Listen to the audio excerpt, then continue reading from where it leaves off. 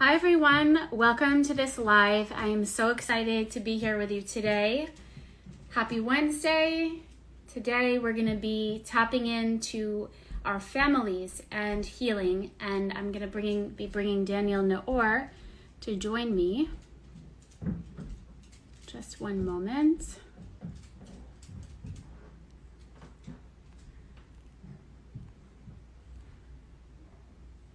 Here he comes.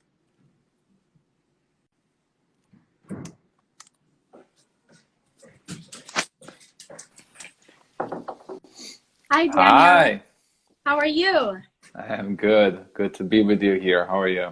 So nice to be with you too on this beautiful day. It's actually very much like fall here in LA. It's like warm in the sun, but then you need a sweater if you're in the shade. It's I beautiful. brought both with me. Both, Yes. right? It's layer season. Yes. So, first of all, thank you so much for joining me today. For those of you who are just joining us, thank you so much. My name is Debbie Sugarbaker, and I'm the host of a podcast called Cosmic Chats with Debbie Sugarbaker, where I bring on individuals from different sectors, businesses, healers, doctors, people from the spiritual realm. And here today I'm joined, who are elevating consciousness in one way or the other. And here I'm joined by Daniel Naor, who is a Kabbalah instructor at the Kabbalah Center, Los Angeles. And he is also an energy healer, and he practices something called Tikkun healing, which we're going to hear more about today. So thank you so much, Daniel, for joining me, and thank you everybody who's on right now. Daniel, do you want to introduce yourself a little bit more, or? Yeah, sure. Thank you. Honored to be here and to share with you. So, my spiritual journey started fairly young. Was introduced to various spiritual systems through my mother, and then later in my teen years to the major path that I'm still involved in, which is And what Kabbalah. was if you don't mind me asking, I'm just curious, what was your mother interested in? What did your mother bring you to? Well, from age 8 or 9, or like with energy and crystals, and I started collecting, and then like also the same age around that, like with angels and like anything, spiritual that is out there, you name it, she did it. Amazing. But eventually our entire family, so my mom, my dad found the Kabbalah Center. I was born in Israel, but I grew up in Germany. So the closest center by was Paris at that time.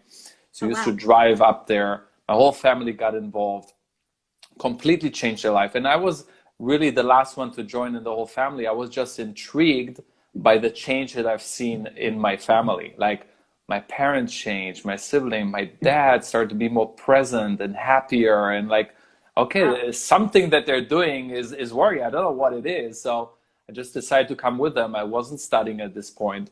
And my introduction, really my hook to Kabbalah and the Kabbalah Center was purely energetic. Like I walked into the doors, I felt something that I never felt before, an energy, a home, like felt just so good, and so like coming back home. And the second time around when I came to a spiritual connection at the center, and my life completely changed afterwards. Like my parents didn't recognize me. I was a very shy, introverted And person how old into were you myself. at that time? How old were At you? that time I was 17, 18, yeah. Um, and after that event, I started to speak and no filters. And like I got so passionate that actually we started to be the ambassadors to bring Kabbalah to where we lived in Germany Wow. at that time. So, and then of course I started to study and read books. And at that time there were only tapes available. I learned from tapes and books, and but I immediately got hooked. It was like just immediate soul connection, and I knew this is my path and my purpose. Yeah. Wow. So Yeah. powerful that you got that at such a young age, and also that it just hit you so strongly. But something that I do know about you, because I've heard you speak before, is that you're very empathic. So I think that a lot of the people that probably are connected with me also are the same, because I definitely have been like that in my lifetime. So it's amazing how you can just walk in and you can feel the energy of a place, or touch something that you haven't maybe touched before. And it's a part of our own soul, I believe. I think, like when I came to the center, I could relate to that. It gave me access to a certain part of my own soul that I hadn't touched before. Yeah, absolutely. So, okay, so I know you're also a healer of kinds, and you're working with people to reprogram belief systems and energies and, things related to, experiences that we may have had in this lifetime that are still affecting us or creating filters. So can you talk a little bit more about that? And it's really called Tikkun healing. That's what you call it, right? Correct. So Tikkun healing, first of all, those that don't know what Tikkun is, it's a Kabbalistic term that means correction. And Kabbalists explain in simple terms, of course it's deeper than that, but in simple terms, our soul before coming to this world chose certain life lessons to learn and certain things to transform. So Tikkun can be anything, varies from patterns, negative repetitive patterns, from anger to laziness to you name it, right? Things or learning how to be patient, learning how to be sensitive to others. Certain lessons we came to learn. Or maybe like you get into a relationship and you find yourself feeling the same ways you did in your last relationship, like in the same energetic state or feeling space, and you're like, wait a second, it's a different person, different time, different story. Why do I feel the same inside, right? Correct, exactly. Tikkun is a tikkun because we didn't manage to correct it in previous lifetime, in this lifetime, so it keeps on coming back until the lesson is learned, right? So like you said, like it may be a different person, but the same button is being pushed and the same thing being triggered until I learned the lesson. So these repetitive patterns, right? So I like to, Tikkun healing is a one-on-one session that I do that I'm very passionate about helping people identifying their limiting beliefs and to change the story around that. Because at the end of the day, it's really just a story and we have the power to change it. So we're addressing Tikkun, we're going deeper on a soul level, but we also want to make it practical. And what I do in a session is relate the Tikkun, which is our soul's purpose really, to certain events that happens to us in our through certain experiences. Because there are certain experiences, and that's why we going many times into childhood, because we know that a lot of the beliefs that get stored in our subconscious form in the first 7 years. So anything that happens at this time is a major influence, because most of the decisions that we make is not conscious. It's all subconsciously driven. And if it's stored in the subconscious and there's certain beliefs, which are really just certain stories that we believe, they don't necessarily have to do anything with the truth. It's just something that we adopted, something that we experience, and certain beliefs that we adopted most of the time out of protection. Most of the time to protect ourselves from something. So say the same thing, so to give you an example. So to give you an example, just to make it practical and tangible, I'll give you maybe 1 or 2 examples that I come across very often. Something happened, it can be childhood or not, that made me feel less than, made me feel hurt, made me feel not safe, right? So what is the story? So that's a feeling. By the way, those feelings, and a big part in the session is we want to define the feelings, the emotion, and the time that it happened too, because that's the moment when it happened, and we don't even realize how many times these experiences created a certain reality for us. And they get stored on many levels, on the soul level, on the subconscious level, on the cellular level, right? Emotions, we're emotionally wired and driven people. Right. So change oftentimes and never happens just purely on an intellectual level. It happens when we get in tuned and aligned with our emotions, right? And how we process them. Right. So when certain things happen to us, so go back to the example, I was hurt, I felt I don't matter, I felt not safe.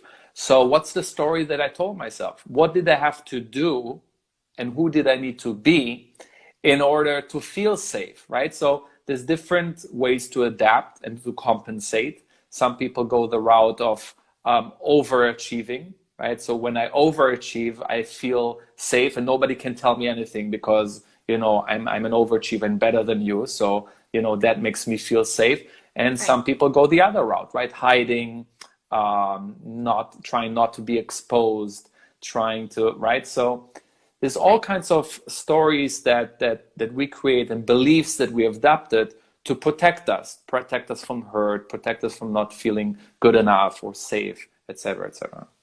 So powerful. It's like, I was talking with somebody about this the other day. You can even, you know, like if you had certain experiences, maybe a betrayal or something in a relationship, and then you basically find yourself like keeping people at arm's length because you're so afraid. It's part of the protective. There's like kind of like a good motive behind it to keep you from being protected from that hurt again, but only until we address that hurt, that initial hurt, and realize, you know, and take a higher consciousness about it, right? Then that's how we find the healing. Absolutely, absolutely. These wounds and hurts need to be addressed and seen, and this is, I would say, 50% of the job already. Just acknowledging and seeing it, because in Kabbalah we also learn that we don't try to fix or remove anything. Right. The biggest thing that we need for a real breakthrough and a change is actually only more clarity. Right. And so what I try to do in this session is to allow people to see what's the lie, because it's a lie, right? These beliefs, they served you at some point. Right. And there's many times and also... So from there, you might, like when we say beliefs, like for example, in this situation, you might form a belief then that like all men are, you know, cheaters or whatever, or like... Right. People always hurt me, like these different right beliefs like or that. I'm not allowed to be myself because every time I tried in the past to be myself, I was ridiculed or I was hurt or I was put, you know, made feel guilty or ashamed, right? So I learned to adapt. I learned to protect myself by I'm not allowed to be myself, and there's a hurt associated with being myself.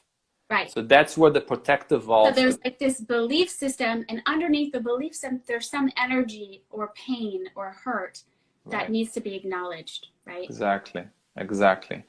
And to see that, okay, it did serve me in the past, right, and I chose that out of love, and I did so because so everything needs to be honored and respected. Another thing that makes change very difficult when I force it, when I'm harsh with myself, when we label things as good and bad, even the belief that, yeah, it's a limiting belief and it's not serving me at this point, but I wouldn't call it bad.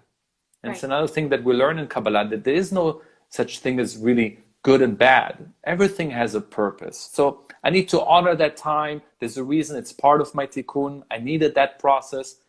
And we're people of choice. So right now, as I have more clarity of how it did serve me and how it is actually not true, it's a lie that got repeated like a program over and over and over. So I just adopted that program, but it's a false identity that it formed, right? Because it's not just a belief.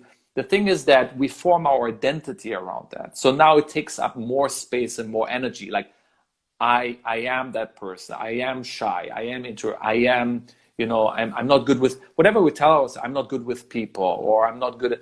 It becomes an identity, right? Or my identity, I'm an overachiever, or I just don't know how to rest or take a break, or whatever it is, right? And a lot of times those are connected also with beliefs maybe that we came from our parents, you know, about absolutely, you know, not taking a rest. I know a lot of my friends, and you know, they've been going through that like with one generation, and it's great to have like a really good work ethic, but you also need to know how to take care of ourselves, right? And you know, 100%. Put ourselves first. And but then when you clash with the belief systems that you gained from your family or your parents, because when you were a child, your survival depended on that. So when you bump up against it with something new, it can feel almost like you're doing something wrong, right?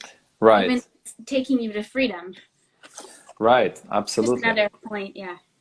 Yeah, because we always want to feel like belonging. It's a big human need. And also on a soul level, we want to feel belong and stay loyal to our family.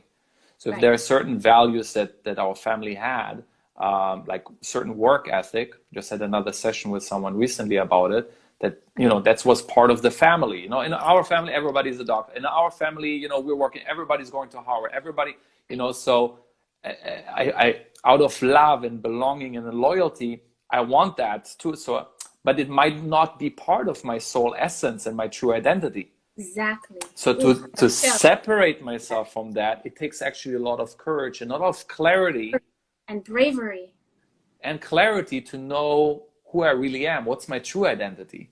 Right. So the first step is to separate ourselves from the lie, right? And see how it served us. So it's not bad, right? To do it with a lot of honor and appreciation. I oftentimes guide people through a visualization or meditation where they can see those beliefs, but they look at it with appreciation and love. Because it's a lot easier to change from a place of appreciation and love versus judgment and disgust, right? Right. So letting you it could go. Be like, wow, my family has this amazing work ethic because they came from wherever, and then they made this courageous decision, and they were kind of in a survival mode, and wow, like so much appreciation for it. But you know, I might not need to have that in this lifetime, or maybe there are aspects that I want to let go and take things that are more in alignment with my own, you know, cosmic blueprint for my soul and my journey and my purpose here and now, right? Exactly. And there's always something good to take from it, right? So every limiting belief has something good that it taught me. Right. So it's never all bad. So I gotta work. Okay, great. Now I can balance it out, right? Now I can know how to work hard, but I know it doesn't define me, or I don't need to work until a burnout, right? Exactly. To prove something, to compensate for a certain inner lack or void or an insecurity or not feeling good enough. To feel worthy of being here or something like that. Yeah, exactly. Sorry, it's my little doggy. Sometimes he likes to make an appearance on the show. So I think this is actually a great segue to the next question, which is considering the family system. So just where this kind of came from was I had a session with Danielle, a Tikkun healing session. And what we did was I realized that, you know, beliefs that I had, perhaps it's not just me alone, you know, that we do grow up and we are like social beings, and we grow up in a family unit, and sometimes we get belief systems or energy patterns that are as part of the family, right? Like we're not just like these lone, as much as we need to come into our own essence and, you know, kind of be who we need to be in this lifetime, we do have those connections. So maybe you can just explain a little bit more about how the family and those energetics play into our own healing process. Yeah, it's very important. It adds another dimension, another layer to it, which it's considering the greater whole, right? I think we live in a time where there's a lot of emphasis put on individuality and being ourselves and being authentic. And I think sometimes what we fail to see is that we don't have that much free will, actually. There's a lot of things that we're influenced by, that without taking those things into consideration, it will make up. Even if we're on a spiritual journey and we're working ourselves and we're studying and we're meditating, without, we call it the systemic approach. Like what is my role, my place in the system? And there are many different systems, right? I mean, even as a humanity, there's a system. We are one soul. We know that intellectually, that we are all one and all interconnected with all humanity. But that is not so practical when it comes to our personal transformation, because this is too vast, this is too big, right? But what is another system that is more directly related to us and it's more tangible and we can work with it is the family system. Right.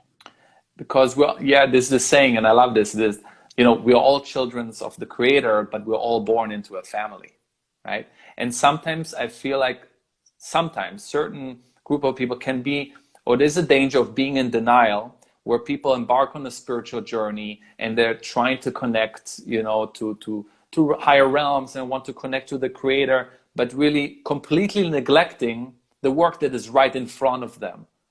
That's the beautiful thing. That's why I love this work with family, because one of the direct ways and secure ways that you can find what is your tikkun actually and how your tikkun comes up. Right, your soul's correction, what you came to do here when you say exactly. Reiterating the meaning, yeah. It is through our family, right? Because that's the one thing that we didn't have a choice about, right? That was like chosen for us, or we chose before coming to this world. So There will always be our life's purpose. By the way, can I just ask you that as a side, because I know that a lot of people ask, so according to Kabbalah, which, by the way, for anyone who's just joining, Daniel is a Kabbalah instructor. Kabbalah is an ancient spiritual wisdom that connects us with technology or tools that we can help to elevate our souls and connect to the divine intelligence, the creator that exists, just like in a nutshell. But Daniel is a Kabbalah instructor. He can probably explain that better than me. But, and anyway, so I just wanted to put that out there for anyone who's joining, you know, who you are. Yeah, I think you said it beautifully. And also, we never defined Kabbalah. I wanted to throw that out there. And so Okay. Tikkun is the correction or the healing that we came to this world, each one of our souls, to do. And so, Correct. So we will always find that our biggest life lessons and things that we came to overcome and lessons to learn will oftentimes be found with our family. Right. So why is that important?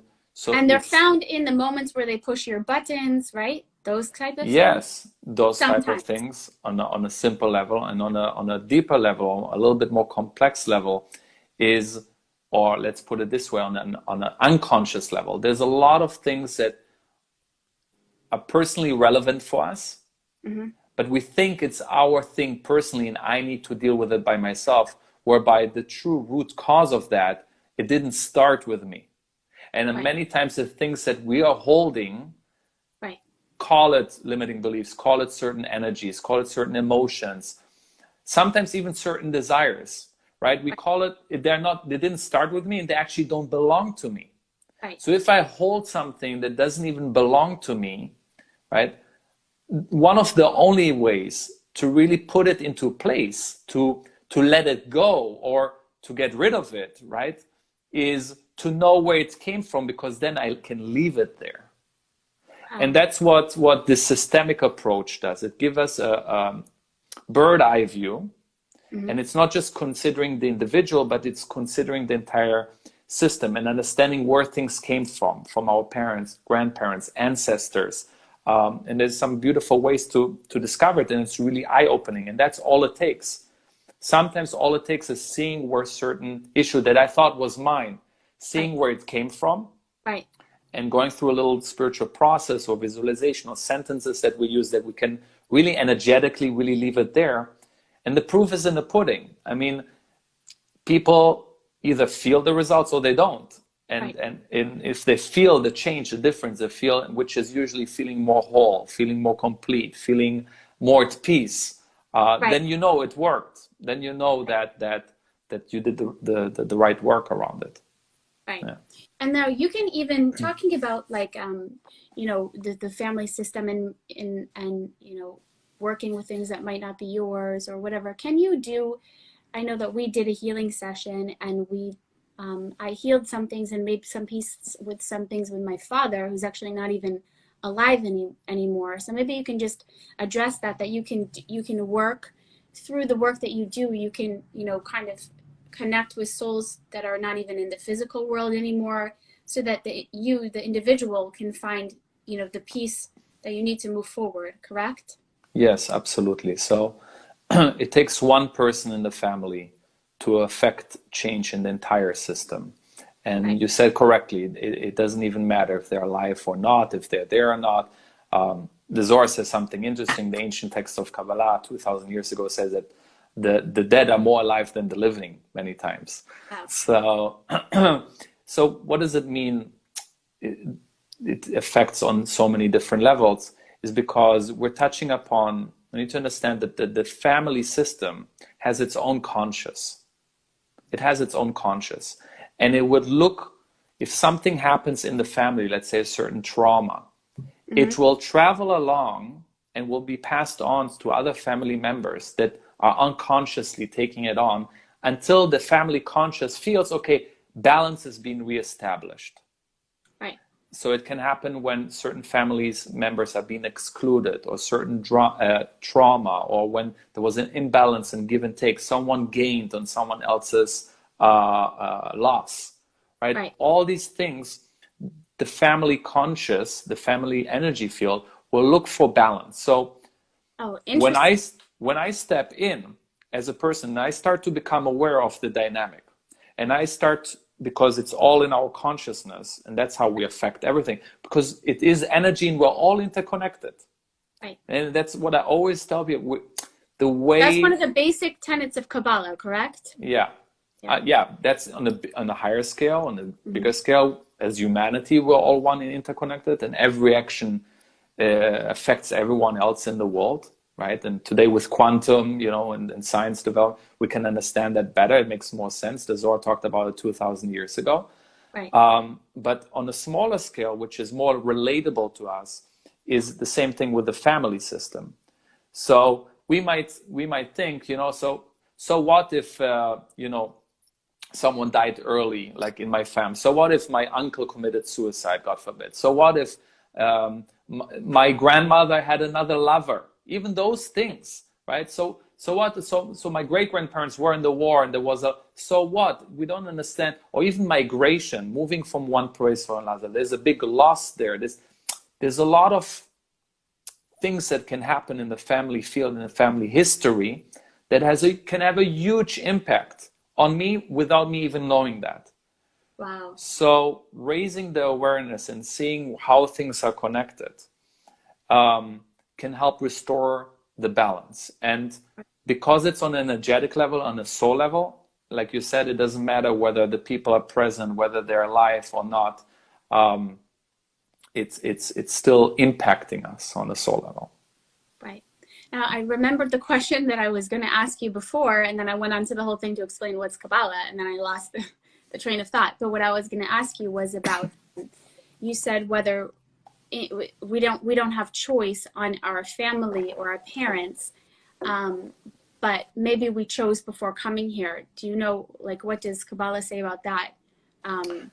Yes. So both are right? Kabbalistically, we do choose our parents, or we agree to the parents that are given to us, because there's a certain soul contract that our soul agrees to before coming to this world, and it all based on our tikkun. So let's give an example. If my tikkun is, I think someone put it here, my tikkun is related to abandonment, right? Yeah. Let's say a soul chose that tikkun, said, I want to learn the lesson on how to overcome the fear of abandonment. And I want to feel free like that, and not having that fear of abandonment. I want to learn that lesson, to be happy and good with myself, to be happy being alone, to be happy with who I am, and be authentic in that way, and not fear to be rejected or abandoned. Okay, so based on that, before the soul comes down to this world, everything is chosen geared towards helping that soul learn that lesson. So the soul looks down and said, okay, which parents will help me best with that tikkun? Okay, right. These two people, well, homestaying mom, I'll get a lot of attention. Dad is I'll get so much attention there. It's great, but it's not going to help me learn that lesson, right? So the soul picks another parent, say, oh, this couple, yeah. They live in New York, busy life, 24/7, I'll be with a nanny that I don't like, and I'll have that, all these things will be triggered. Great opportunity to learn the lesson of not being afraid of abandonment, right? So the soul agrees to that plan, so to speak. It's so powerful that you're saying this, because even in our lives now, to have that higher perspective when we're facing a difficulty, like sometimes our challenges feel like, like you just want to or however you react. But when you have this consciousness that, wow, like it sounds like you're almost excited about it. Like, yeah, this is my opportunity to change, to alter the destiny of my soul, right? Yeah. And listen, it's still challenging, right? Even if we have that in mind, once our soul comes down to this world, we're subject to the laws of physicality and body consciousness and heaviness and ego and selfishness. And so it will be challenging, right? Because we forget immediately, once we come into this world, we forget what our tikkun is and what we sign up for. But it certainly helps to be reminded of that and have that bigger perspective. That's for sure. Yeah, that's definitely like what changed for me when I got into Kabbalah, and Kabbalah specifically, was that it really gave me such a bigger picture, so that things that I used to just totally shut down to or react from, now I really could take a different route. And it wasn't because I had a bigger picture. I said, oh, this is my a challenge that my soul kind of is going through in order to learn a lesson. And if there were a lesson for me here to learn, what would it be? And then kind of go from there. It's interesting. Another thing that came to mind when you were speaking, when you were like looking at things, I just like saw like when I was younger, I used to do archaeology, and we brought in like all these pieces of like these ancient pots, coins, you know, from these different civilizations that were layered, and we would dig them all up, sift through them like this, and then pour them all out on a table, and then you look at each one, and then each one needs to be cleaned. And it just kind of reminded me when you were saying like you're kind of looking at things in ourselves, or you know, energies that might be around, you know, with the family, like, okay, so where did this one come from? Because maybe this one doesn't belong with my pot. Maybe it, you know, needs to go somewhere else. But just having that patience to kind of like sift through and really get curious, I guess, about who we are and why we do what we do. Yeah, yeah. And I can tell you personally, when I started to do this work on myself, I started to notice things, incredible things. You know, for me, it was related with my grandfather, who was a Holocaust survivor, and things that I carried with me for a long time, which part of it was like guilt and guilt of having, and guilt of like, and just to see the connection of, oh my God, is actually connected to survivor's guilt of my grandfather. And it wasn't an intellectual realization. It wasn't like a lecture and trying to understand it. It was really an experience and a knowing that what I thought was mine really is not actually mine. Right. And it's a real big awakening moment, right? And then you can consciously leave it there.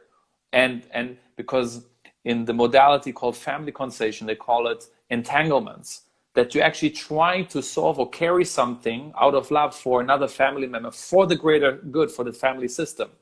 Right. But the thing is that you cannot take on someone else's destiny. It belongs to them.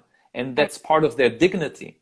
So it's called sort of like blind love, that out of love, we're trying to solve things for our parents.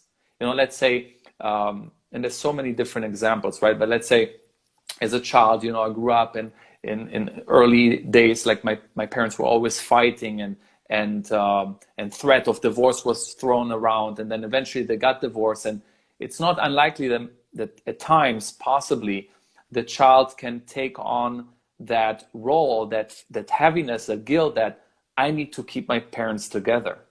So they start to feel responsible for the parents, and they're switching the role of who is the parent and who is the child. And even these notions, it creates a big disruption in the family system, because everyone has their place and everyone has their role to play. So when there is this notion, this movement towards trying to help my parents in that way, which is unsolvable for me. A child cannot do that, right? Right. But we don't realize that these things can carry on, and I take this heaviness with me into life and into future relationships, and I wonder why, what's the blockage there? Yeah, it might be like over functioning, taking responsibility for things that it's not mine to take responsibility for.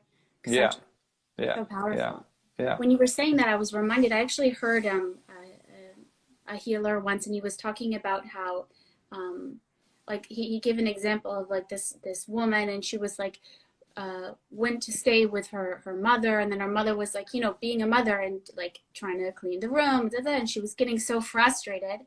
And then he basically said, you know, she's your mother, that's her role for you in this lifetime. Maybe even, you know, those of us who are more sensitive, like, you know, she had always kind of taken care of her mother. They've been more like friends, or the relationship was like a different dynamic.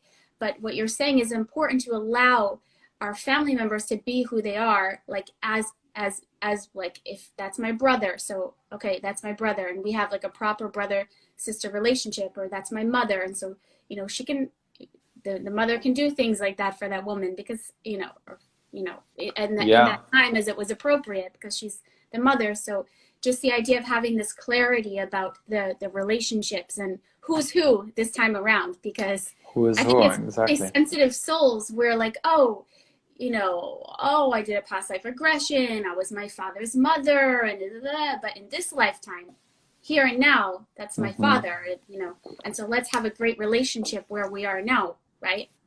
Yes, and absolutely. And the main thing here is to, like you said, to know where we belong in the system.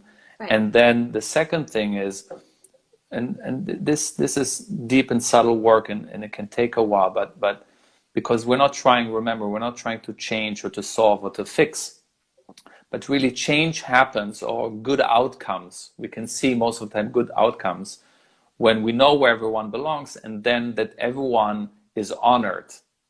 So we don't need to love everybody, right? And be best friends with everybody. I might have, maybe my parents did terrible things to me, right? So yeah, limiting beliefs, there's stories around that.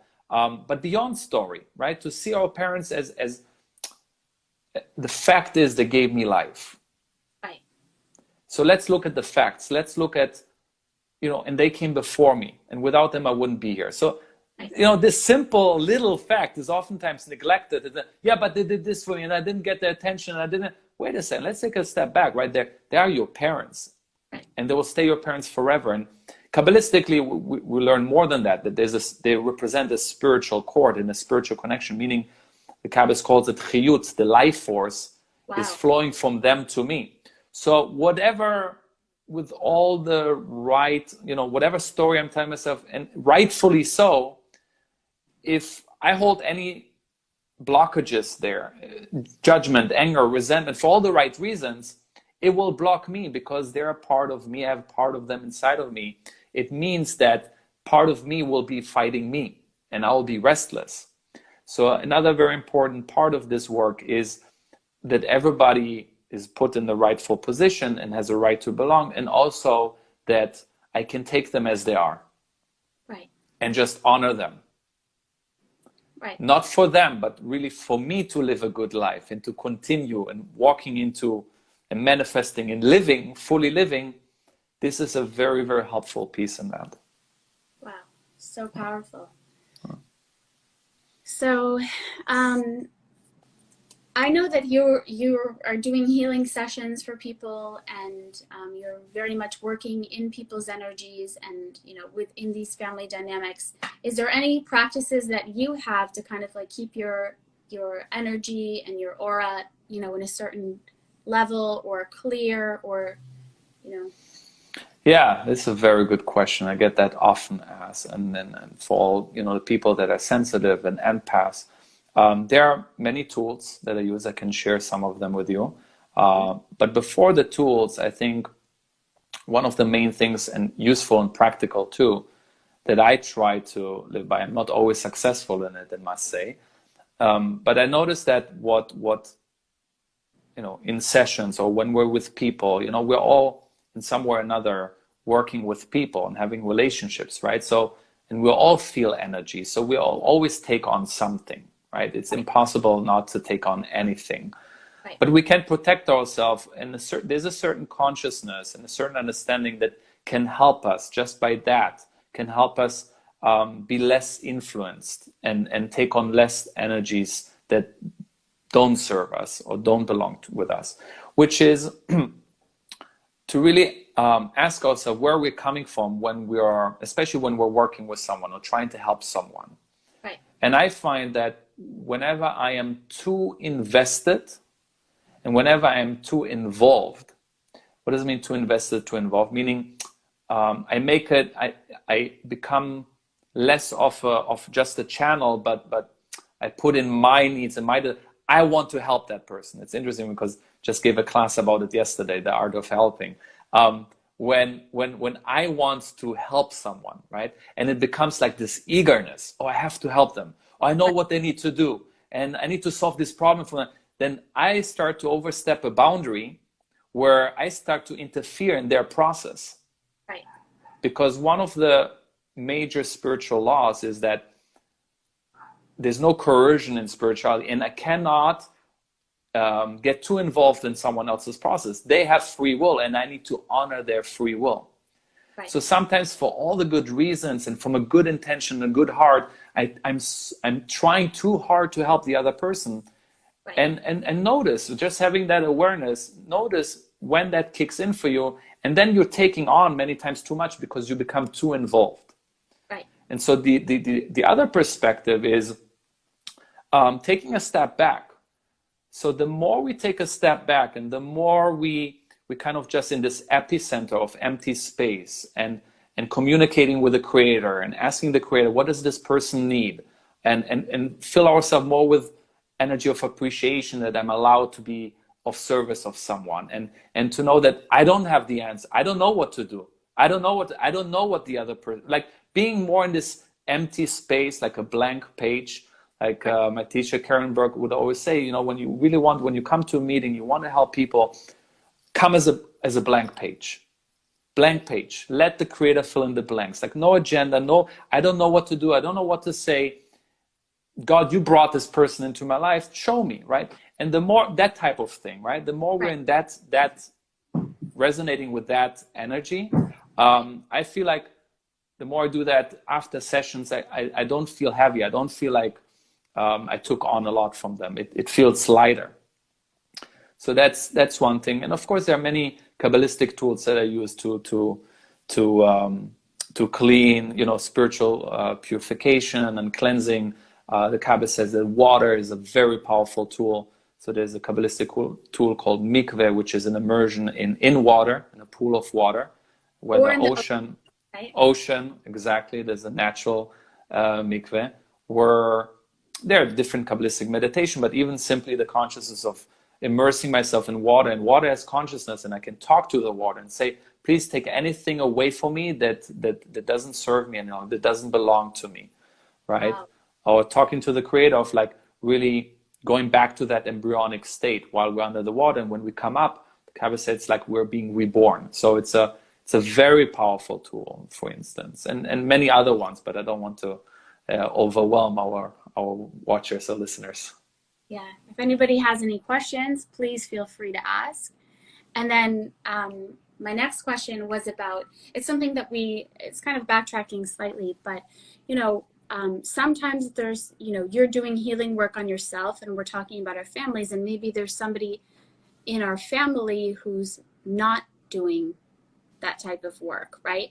And so how does our work affect our families, and, you know, how does that work? I know for me, 100%. For many years, I was like doing certain spiritual work, but my family everyone does their own thing, you know, so it doesn't have to be the same.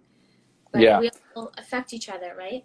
Absolutely. And I can just tell you a few from examples for people that I worked with, and how amazed I was, and how it's all connected and how it works. So I worked with a woman a few months ago, without getting too specific or too many details, but big trauma and abuse with one of the with her dad. And so from her mom's side, it was always quiet. They never talked about it. And she know that your mom knew, and your mom, but it was never talked about. It was never addressed. And she held a lot of, you know, anger, resentment, rightfully so. We worked with her, and we did, you know, at first understanding and then visualization, using sentences to really come at peace with it, right? To everything that we talked about so far, we integrated these elements, and she did this inner work, right? And she felt more at peace afterwards, and she felt like she was able to really honor her mom more, and to let go, and to just accept her and take her out the way she is. And she texted me a week after saying, you won't believe it, my mom called me out of nowhere, and really out of nowhere. And again, that is something for over 30 years that wasn't addressed. Oh. And just out of nowhere, she brought it up, she apologized, and they cried together. And it's like, you know, 30 years. Wow. So, and it came from the mother. So just to show us how much we're connected, and how much when our souls are connected. So when I elevate my consciousness, all the souls that are connected to my soul, it gives them an opening. They still have the free will, but there's an opening created for those souls that are linked to the root of my soul. It creates an opening for them to also rise up, and their consciousness to be elevated. So and vice versa, like we're all connected. If somebody that I'm really close with or whatever creates an opening, we don't even know, right? We don't even know. Sometimes we don't know. We might feel like really good on one day. We don't know if exactly. Wow, I'm just thinking about the power of our consciousness and our thoughts, and even like meditating for somebody and sending them light and energy, and we don't even know what kind of openings we might be able to create for them just in that moment, to have something different, you know, not to react in the same way, etc. Right? Yeah, we have no idea, and it's really, really inspiring to So think about that. Yeah. Yeah, because there's, you know, different, like in theta healing, for example, we have a way where you can just go up into a theta, or go into a theta brainwave state, and from there you can send, you know, unconditional love to people, or you can, if you know someone's having a hard time, you can just surround them in a bubble of light, or if they're going through a healing situation, or, you know, they're not feeling well, you can, it's just a great reminder, listening to what you said about that woman and her mother. It's like we are all connected, and our thoughts and energies do make a difference. And Yeah. just to that note, what we said about so when souls cross over. So after I had my session with you, I didn't tell you this, but like 2 days, I think it was that night or the night after, I hadn't had a dream with my dad in a long time, but he actually came into my dream and gave me a hug, which is really, yeah. Wow. I usually don't share special. dreams either, but just for this, for the power of this, of getting whatever is this energy that wants to come out right now, you know? Yeah. Beautiful. So, yeah. So does anybody have any questions right now? I know that we do have the holidays coming up, and so a lot of people are going to see their families. Do you have any advice or wisdom that you can share about, you know, how to approach situations? Sometimes the way that we approach a situation makes all the difference, the consciousness we have going into it. So do you have any ideas or thoughts on that if we're going to reconnect with family members in the next couple months? Yeah, right. Thanksgiving and all of that coming up. So for those who live in the States, yeah, I think you said it right. Like the approach, and the approach for me means, how do I prepare myself for that? Because when we're already sitting at the dinner table and then the buttons are being pushed or the same repetitive pattern come up, and I haven't prepared myself or give it some thought, very likely that I will be triggered in the same way, and I will think the same way and act the same way, right? Right. So if we want to be more mindful, considerate of that, or we care about that enough, then we can prepare ourselves in small ways. And the preparation is really nothing major. I'm a big believer, because I've seen the results of it in my life and other people's life, of visualization. Yeah. So you can do even a simple thing as like do it the night before or week before, whenever, a little visualization, seeing yourself sitting at the dinner table, and play with certain scenarios, right? Maybe see how everything works so smoothly, and see everyone surrounded with light, and really hold space with love for that vision. Or maybe you want to play with and actually see and walk through the challenging scenarios, right? They very likely might come up, right? That your mother-in-law will say something that you know she usually always says, and now see yourself feeling different about like still be able to have a space for her in your heart, and feel differently about it, right? So it's all about conditioning and preparation. If you prepare yourself in this way, and I would say what I said before, and with family, the two most important things in order that everybody will feel more at peace and more at love and accepting is to honor everybody, to know that there's a reason why they're in your life, and the Creator introduced those people into your life, so they have a place, and to honor their place. Right. It doesn't mean you have to agree with everything. Exactly. It doesn't mean you have to be, you know, you have to even, I mean, hopefully with your family you like them, but it doesn't mean you actually even have to like people, right? It just means allowing them to be who they are, and to know that they have the Creator inside of them, and they have a right to be who they are, right? Yeah, exactly. Yeah, and to really just accept them, like you said, to accept them just the way they are. To accept them just the way they are. I know it's a big word, and sometimes a lifetime of work, but even just having the desire to want to accept them the way they are, and working it prior to the family get-together, I am sure that by the time you actually get together and you did some of that work, you will have a different experience. Right. Yeah. That's beautiful. And by the way, anybody you can sign up and do a session with Daniel if you want to kind of, you know, tap in a little bit deeper, or maybe bring a situation and do a little bit of healing work beforehand and just start to see. But yeah, it's really powerful. I realized recently in my life the power of, I know that like there are people in my life or situations that happened that I don't necessarily agree with what happened. I don't necessarily think everything was, you know, peaches and cream the way it was dished out to me. However, I realized that I don't see the bigger picture, and I also realized that I can make peace with the situation and make peace with the individuals as they are, and make my own peace. Like the power of making my own peace without having to change other people. Correct. And another, I just come to my mind now, just another little tip is to we call it putting yourself in their shoes, right? But sometimes it helps just to contemplate or to remind ourselves what the other people went through. It's an exercise that helps build the muscle of compassion. Meaning if I know, because what we're confronted with oftentimes is we just see the moment, we see the other person's frustration or the other person's silly comments or their judgment or the ignorance, right?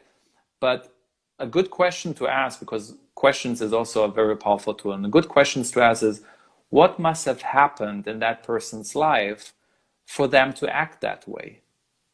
Right? Because I'm a big believer that we all do our best with what's given to us. And if I would be given their story and their movie, I would probably act exactly the same way, right? So just exploring that route, asking those questions and thinking about a little bit about their background, what did they go through, and to understand why they're acting up that way, just helps us in building a little bit more compassion. It will help us to be in a different zone when we're with them. Wow, that's so powerful. That's also, I've practiced that exercise before. I'm like, you know, I wanted to go one direction, a usual direction that I would go, maybe to judge or feel a certain way about a situation or a person, and then I stopped myself and I said, and I started just saying and repeating and thinking about ways, but you know what, they've been through a lot, you know what, they had this happen, you know what they did. So just to build like an energy in myself of like a different pathway of like, there's another way to approach this individual in this situation. Yeah, so beautiful. There's a few more questions, but I'm not sure if we have, how much time do we have? I think we have just a few more minutes, but how would we have a question about dating? Do you have any downloads? Okay, I'm trying to read the question here. Okay, not sure what the actual question, what you're trying to get to here, but dating, a lot can be said, more than 3 minutes that we have now. But I think what comes to our mind is you attract the people based on the level that you have reached, right? So yes, there's actions that we need to take and maybe go to a certain place or be introduced to certain people. But at the end of the day, I'm going to attract the people based on the lessons that I need to learn, right? So going back to Tikkun, the lessons that I need to learn, right? So I don't get to really pick and choose. We think we have a lot of control here or free will, and because I chose to date this or it was chosen for you. You were put together by a higher force, and you want to start to attract different people, then there's an external factor, but 99% of the work is done internally, right? Meaning, okay, what do I need to, so this is a good question to ask. What do I need to change about myself? Or what does I need to shift inside of me, energetically, consciousness-wise, about my attitude, my view, my perspective, so that I will start to attract this type of people, right? Because if I attract people that I don't like, it's because I still need to learn a certain lesson. Maybe I'm too needy, so I'll attract people, right, that will always leave me, that will always abandon me because I'm needy for that. So maybe the lesson to learn is like, okay, let it come to me. So a lesson of letting go, of patience, of trusting, right? So that's something that I need to shift inside of me, my vibration. and that will send off a signal that will attract people that will chase after me. Wow. So I don't need to chase others, right? So it's one idea. He said thank you, so I think that you hit the nail on the head. Okay, good. So if there's any other questions, feel free to ask. Otherwise, if there's anything else that you feel to share, again, if you wanted to do a session with Daniel, you can check out in the link in your bio, right? Do you have a Correct. in the link in his bio on Instagram?